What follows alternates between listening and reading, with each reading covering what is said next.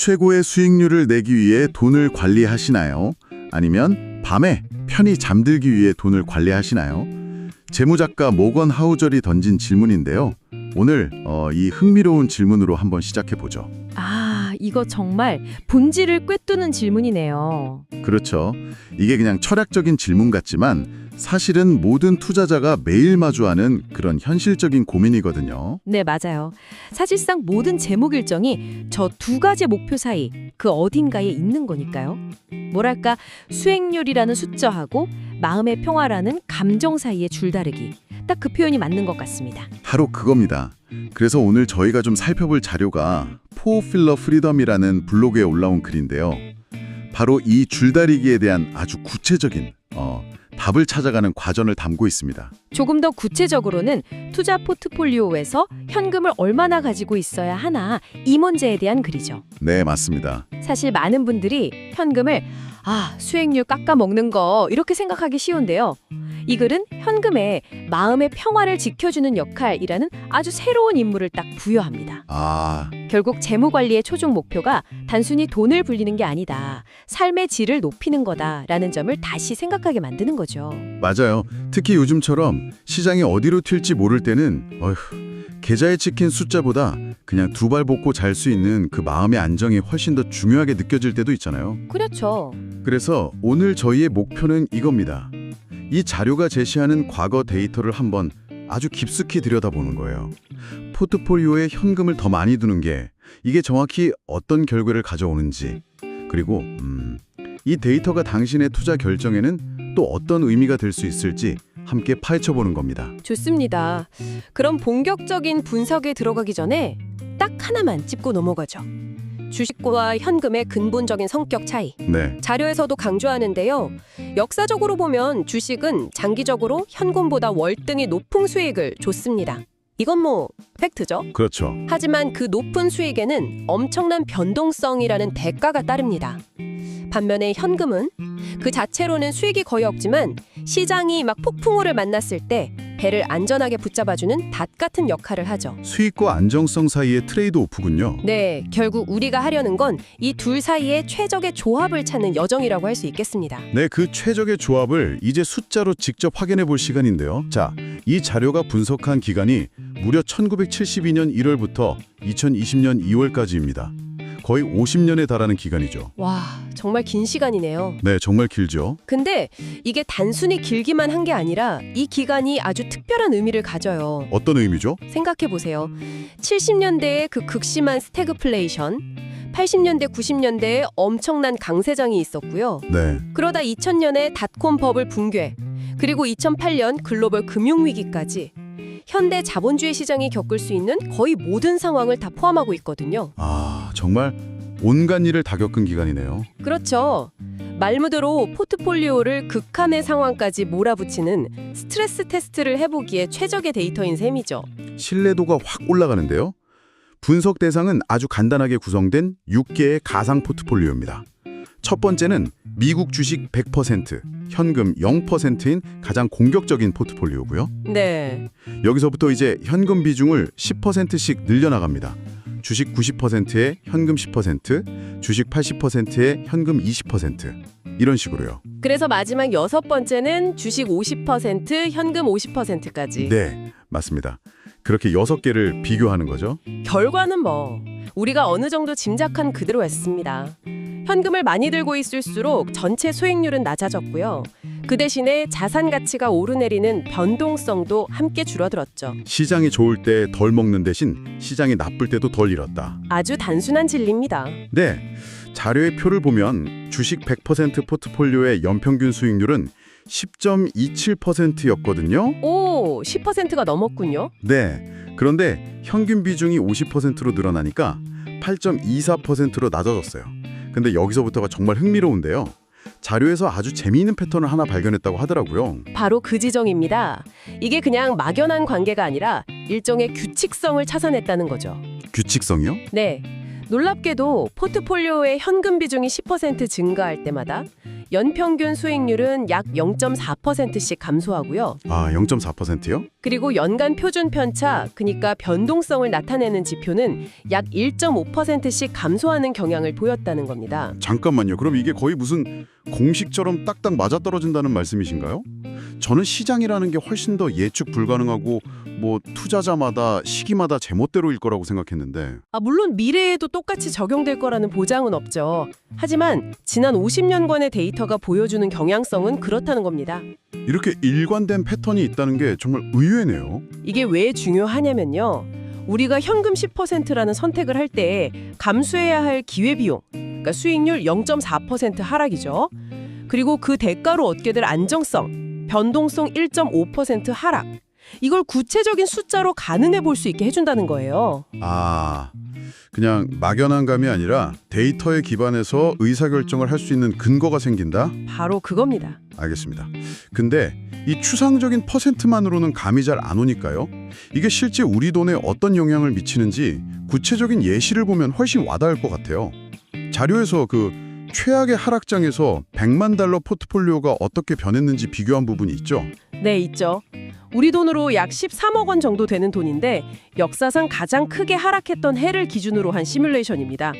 투자자가 겪을 수 있는 최악의 시나리오인 셈이죠. 자, 한번 상상력을 발휘해서 들어보세요. 당신에게 100만 달러가 있는데 이걸 전부 주식에 투자했습니다. 현금은 0%인 거죠. 네. 최악의 해가 닥치자 이 100만 달러가 63만 달러까지 떨어집니다. 어휴. 37만 달러. 우리 돈으로 5억 원 가까운 돈이 순식간에 사라진 겁니다. 생각만 해도 잠이 안 오네요. 끔찍하죠. 그런데 여기에 딱 10%만 현금으로 가지고 있었다면 어땠을까요? 10%요? 네. 포트폴리오의 최저점이 67만 달러로 올라갑니다. 현금 20% 포트폴리오는 71만 달러, 30%는 75만 달러, 40%는 78만 달러. 현금의 절반, 즉 50%를 보유한 포트폴리오는 최악의 상황에서도 82만 달러 밑으로는 떨어지지 않았습니다. 와, 잠깐만요. 정리해보면 100% 주식 투자자가 37만 달러 손실 보고 공포에 떨고 있을 때 50% 현금을 가진 투자자는 손실을 18만 달러로 막아낸 거네요. 네, 손실 규모가 절반 이하로 줄어든 겁니다. 현금이 정말 푹신한 쿠션 역할을 한다는 게 이 숫자로 명확하게 보이네요. 이걸 좀 더 최근 시기로 좁혀서 보면 더 재미있습니다.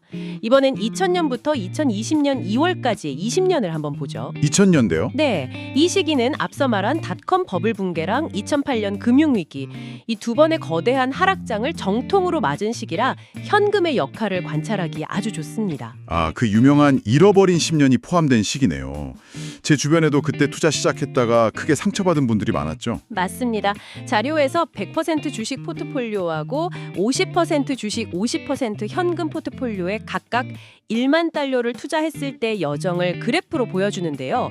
이건 뭐 비교가 안 됩니다. 그래프가 어떻게 다른데요? 100% 주식 포트폴리오는 2000년대 초반하고 2008년에 걸쳐서 자산이 두 번이나 반토막이 나요. 정말 심장이 멎을 듯한 롤러코스터를 탑니다. 반면에 50-50 포트폴리오의 그래프는 물론 출렁임은 있지만 훨씬 완만하게 우상향하죠. 뭐랄까, 하나가 격렬한 래프팅이라면 다른 하나는 잔잔한 호수 위를 떠다니는 유람선 같다고 할까요? 그 유람선 비유가 확 와닿네요. 20년 동안 투자자가 느꼈을 그 심리적 압박감은 정말 비교할 수 없을 정도로 적었겠어요. 그렇죠. 근데 그 유람선이 너무 느렸던 건 아닐까요? 결국 수익률이 중요하잖아요. 아주 날카로운 지적입니다. 당연히 대가가 있었습니다. 이 20년 동안 인플레이션을 감안한 연평균 수익률을 계산해 보니까요. 100% 주식 포트폴리오는 3.6%를 기록했습니다. 3.6%요? 그럼 50-50은요? 50-50 포트폴리오는 2%에 그쳤습니다. 2%. 연 1.6%포인트 차이가 20년 동안 복리로 쌓이면 나중에는 자산 규모가 엄청나게 벌어지겠네요? 네, 맞습니다. 결국 이 질문으로 돌아오게 되네요. 그 정도의 안정감을 얻기 위해서 그 큰 기회비용을 감수하는 게 과연 합리적인 선택이라고 할 수 있을까요? 많은 전문가들이 현금은 쓰레기다. 특히 인플레이션 시기에는 가만히 앉아서 돈 가치가 녹는 걸 지켜보는 거라고 비판하잖아요. 바로 그게 이 글의 핵심 질문입니다. 그 선택이 합리적인가가 아니라 그 선택이 당신에게 합리적인가를 물어야 한다는 거죠. 나에게 네. 보편적인 정답은 없다는 거예요. 그래서 이 자료는 현명하게도 몇 %가 정답입니다. 이렇게 말하는 대신에 당신 스스로에게 던져봐야 할 3가지 질문을 제시합니다. 그 질문들에 대한 답을 통해서 자신만의 균형점을 찾으라는 거군요. 그렇죠. 알겠습니다. 데이터는 이제 충분히 본 것 같으니까 이제 정말 중요한 나에게 적용하기 단계로 넘어가 보죠. 첫 번째 질문이 소득의 안정성이군요. 네. 만약에 당신이 여러 곳에서 꾸준하고 안정적인 수입을 얻고 있다면 시장이 폭락해서 투자자산 가치가 떨어져도 당장 생활하는 데는 큰 지장이 없을 겁니다. 월급이 꼬박꼬박 들어오니까요. 그렇겠네요. 이런 분들은 굳이 수익률을 깎아먹으면서까지 많은 현금을 보유할 필요가 적겠죠. 좀 더 공격적으로 주식 비중을 높여서 장기 수익률을 추구하는 게 합리적일 수 있습니다. 그러면 이야기가 완전히 달라지겠네요. 네, 그렇죠. 시장이 안 좋은데 일까지 끊기면 정말 최악의 상황이니까 비상금을 훨씬 더 두둑하게 쌓아둬야 마음이 편하겠어요. 그렇습니다. 그리고 두 번째 질문은 가족 상황입니다. 예를 들어서 당신이 한 가정의 유일한 가장이고 부양해야 할 자녀들이 있다면 어떨까요? 책임감이 무겁죠. 아마 시장이 40%씩 폭락하는 상황에서도 우리 가족은 안전하다는 그 마음의 평화가 장기적으로 얻을 수 있는 몇 %의 추가 수익률보다 훨씬 더 소중하게 느껴질 겁니다. 이건 재무적 계산을 넘어선 가치의 문제죠. 이건 정말 감정적인 안정감에 대한 이야기군요. 마지막 세 번째 질문은 아마 가장 중요할 것 같은데요. 바로 위험 감수 성향. 이건 정말 사람마다 너무 다르죠. 네, 머리로 아는 것과 가슴으로 느끼는 것이 가장 다른 영역입니다. 자료에서도 명확하게 지적해요. 만약 당신의 포트폴리오가 40% 하락하는 상황을 상상하는 것만으로도 식은땀이 나고 밤에 잠이 안 온다. 네. 그러면 아무리 누가 옆에서 장기 수익률이 높다고 속삭여도 100% 주식 포트폴리오는 절대 당신에게 맞는 선택이 아니라는 겁니다. 하긴 그 과정에서 공포를 이기지 못하고 가장 바닥에서 주식을 다 팔아버리면 그 높은 장기 수익률은 그냥 그림의 떡일 뿐이니까요. 바로 그겁니다.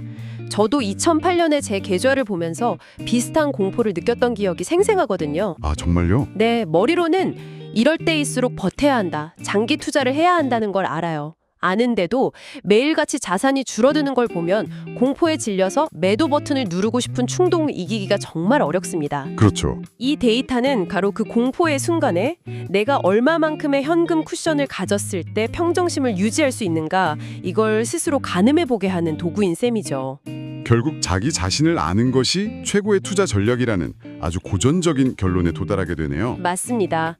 나의 소득은 안정적인가, 내가 책임져야 할 가족이 있는가, 그리고 나는 얼마만큼의 고통을 견딜 수 있는가, 이 3가지 질문에 솔직하게 답해보는 것만으로도 나에게 맞는 현금 비중의 실마리를 찾을 수 있겠군요. 그렇습니다.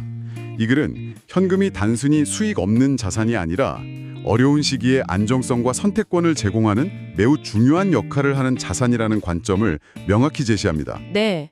그리고 어떤 사람들에게는 그 안정성과 선택권이라는 가치가 장기 수익률 감소라는 비용을 지불하고도 남을 만큼 클 수 있다는 거죠. 재무관리의 궁극적인 목표가 삶의 질을 극대화하는 것이라는 오늘 이야기의 첫 문장을 다시 한번 되새기게 됩니다.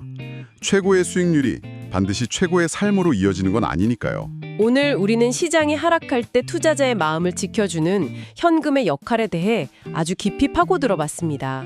막연하게 현금이 있으면 좋다, 이 수준을 넘어서요. 네. 현금 비중이 10% 늘어날 때마다 구체적으로 하락폭을 얼마나 줄여주고 또 수익률은 얼마나 포기해야 하는지 데이터로 직접 확인할 수 있었죠. 네. 덕분에 현금 보유에 대한 막연한 불안감이나 혹은 맹신에서 벗어나서 좀 더 데이터에 기반한 합리적인 판단을 내릴 수 있는 근거를 얻게 된 것 같습니다. 자, 오늘 이야기를 마무리하면서 마지막으로 당신에게 생각해 볼 만한 질문을 하나 던져드리고 싶습니다. 네. 오늘 살펴본 것처럼 현금은 분명 시장 한 학기에 마음의 평화를 주는 일종의 보험 같은 역할을 합니다. 하지만 동시에 우리는 현금이 인플레이션에 의해 시간이 지날수록 그 가치, 즉 구매력을 서서히 잃어가는 자산이라는 사실도 잘 알고 있죠? 그렇죠. 가만히 두면 가치가 떨어지니까요. 그렇다면 오늘 당장의 심리적 안정을 위해 현금을 보유하는 것과 내일의 구매력 하락이라는 아주 구체적인 비용 사이에서 당신은 어떻게 당신만의 균형점을 찾아가시겠습니까?